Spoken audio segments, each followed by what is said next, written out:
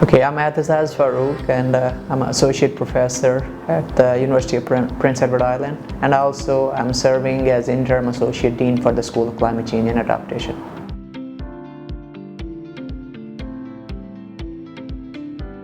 Okay, so I'm agriculture engineer by my background.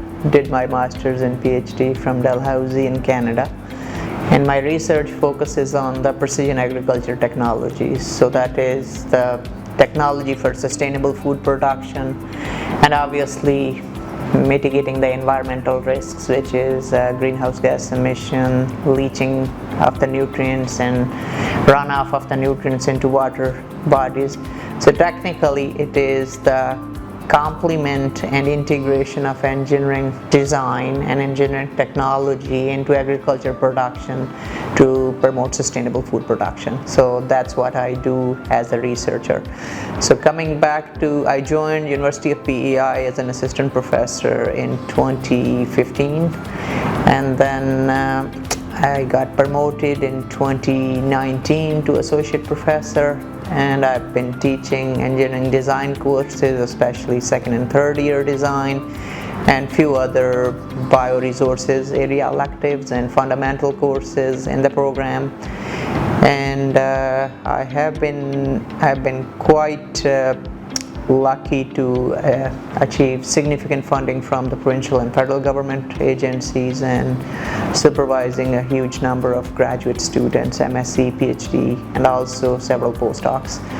So that's what I do as a researcher. So a few months ago, I should say about 6 months ago, I took on as an interim associate dean for the School of Climate Change and Adaptation. And since climate has always been an aspect of my research and what I do in my research, so it kind of was an interesting option for me to kind of utilize my expertise and kind of develop the technology and look the ways how we can be sustainable.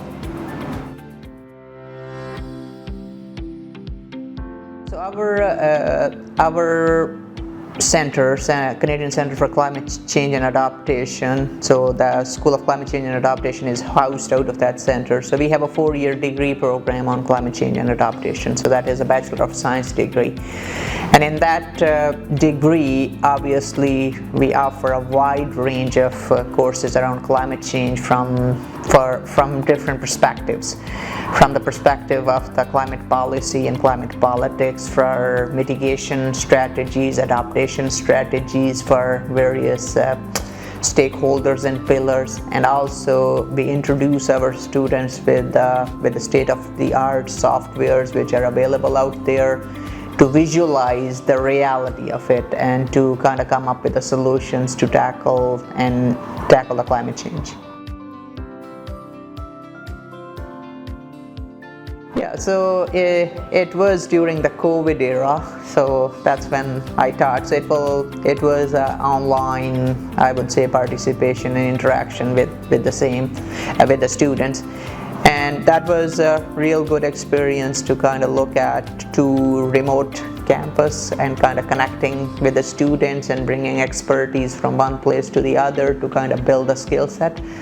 I really enjoyed the experience when I collaborated with the instructor here to teach that course, and I think I was able to provide guidance and support they need for the course I taught.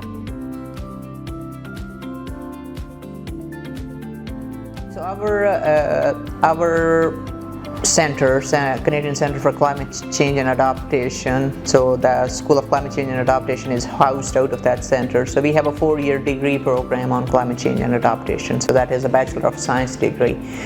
And in that degree, obviously we offer a wide range of courses around climate change from different perspectives. From the perspective of the climate policy and climate politics, for mitigation strategies, adaptation strategies for various stakeholders and pillars, and also we introduce our students with the state-of-the-art softwares which are available out there to visualize the reality of it and to kind of come up with the solutions to tackle the climate change.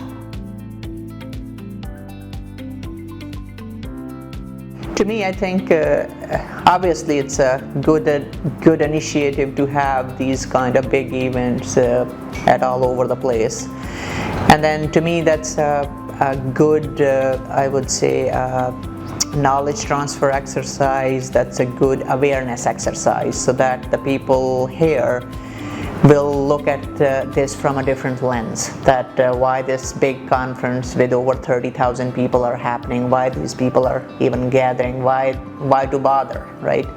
So I think to me the first step to tackle the climate change, whether that is adaptation or mitigation, obviously the awareness is a key, and I think if not much, but this conference will certainly raise the awareness level of the local community, Egyptian community and African community, that what are the challenges out there, how those challenges are impacting us, and what we can do about it.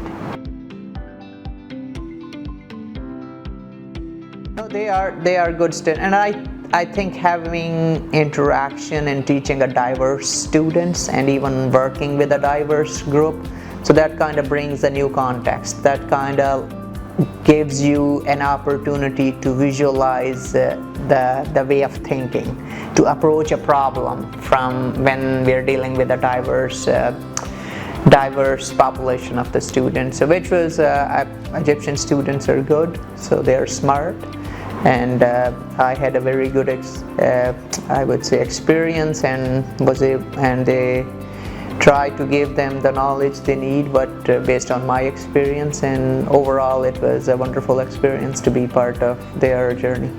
Now and as I said, so this is a UPEI campus, especially the Sustainable Design Engineering, so I'll be happy to collaborate from my engineering background, and wherever I can, I would say collaborate or integrate and work together to make this a success.